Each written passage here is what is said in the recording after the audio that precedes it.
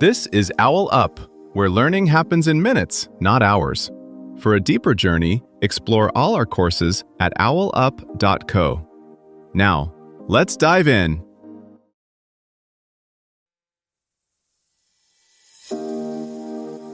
Welcome back to How to Reverse Prediabetes.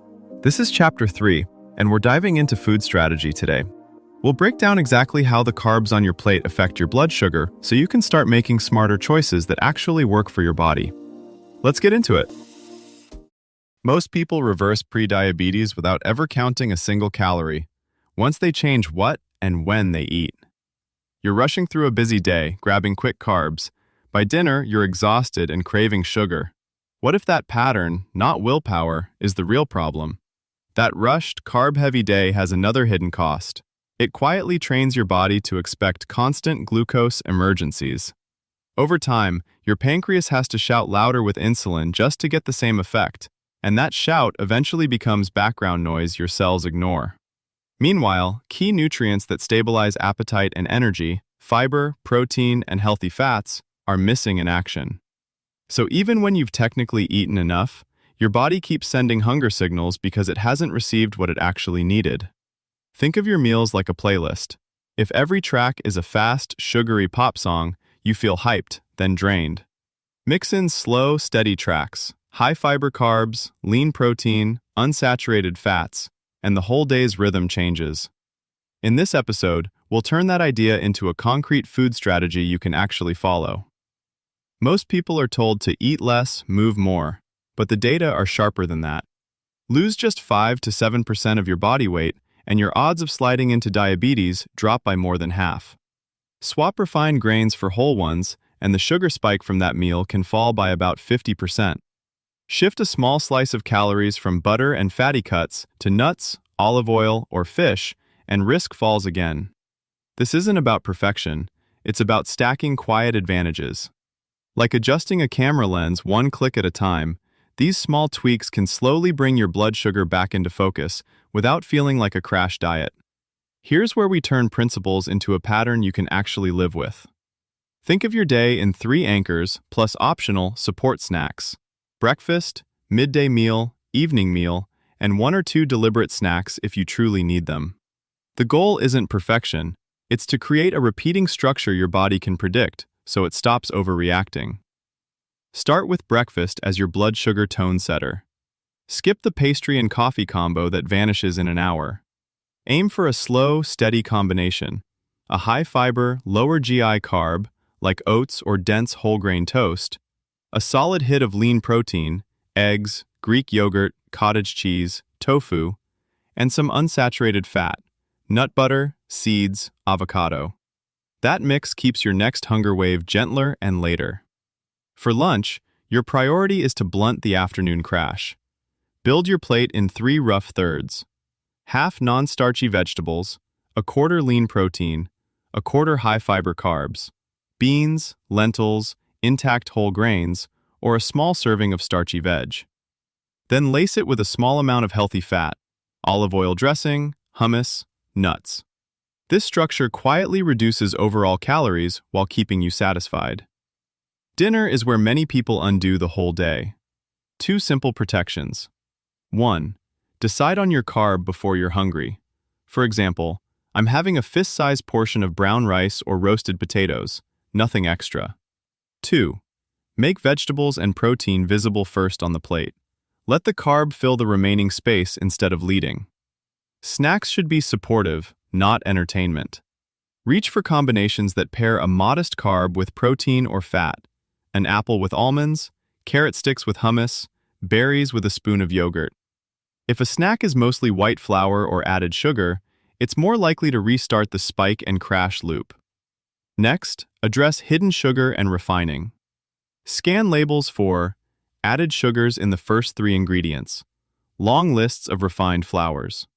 Commit to 1 swap at a time: soda to sparkling water with lime, sweetened yogurt to plain with fruit, white bread to a dense whole grain.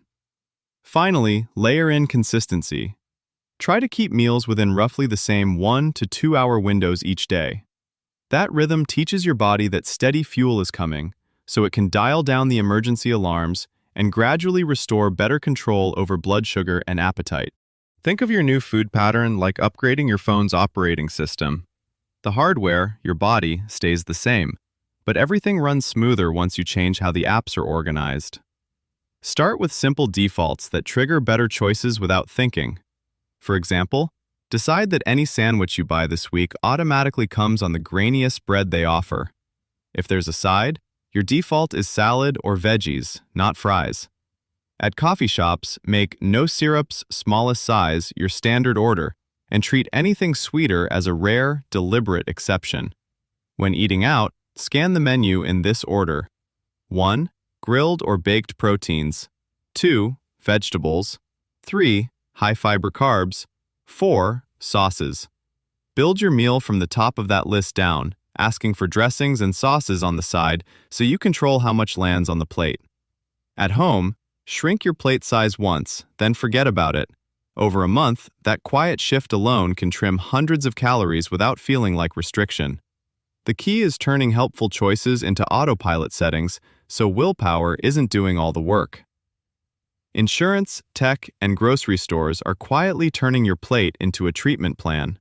Continuous glucose monitors and food logging apps are starting to sync like a navigation system, rerouting you in real time when a meal sends your numbers off course. As food as medicine coverage expands, discount produce boxes, tailored meal kits, and supermarket pharmacist dietitians may become as routine as copays, shifting some power from the pharmacy counter to your kitchen table. Your challenge this week: test a mini food as medicine experiment using whatever tools you already have. For 7 days, pick one meal, say lunch, and treat it like a prescription. Same 3 components, same 2-hour window, and log it the same way each day. Notes app, photo, or wearable data if you have it. At week's end, compare. Which version left you clearest, calmest, and least snack-driven in the afternoon? Think of this as tuning an instrument, not chasing a perfect score. Tiny shifts, a slower bite, adding one more colorful plant food, swapping one drink, are like adjusting single strings. Over time, the whole melody of your day changes. Keep noticing which foods give you steady focus, better sleep, or lighter moods. Those quiet wins are your real feedback loop. Before next week, ask yourself, if I ate exactly how I did yesterday for the next 30 days, how would my energy, mood, and focus change? And what's one specific swap, like changing my afternoon pastry to Greek yogurt with berries, that would move me closer to how I want to feel? Looking at my week ahead, where are the 2 high-risk moments for impulse eating, like late-night snacking or drive-through dinners? And what's one concrete backup option I can prep now, such as a frozen veggie-packed meal or a ready-to-grab protein snack? If I treated my grocery list as a strategy document instead of a habit, what 3 core foods would I add? For example, pre-washed salad greens, rotisserie chicken, frozen mixed veggies, to make my default meals healthier without extra effort. This was OwlUp, your daily step forward. This series continues with more chapters on OwlUp.co. Visit OwlUp.co to access the complete course and continue your learning journey. See you there!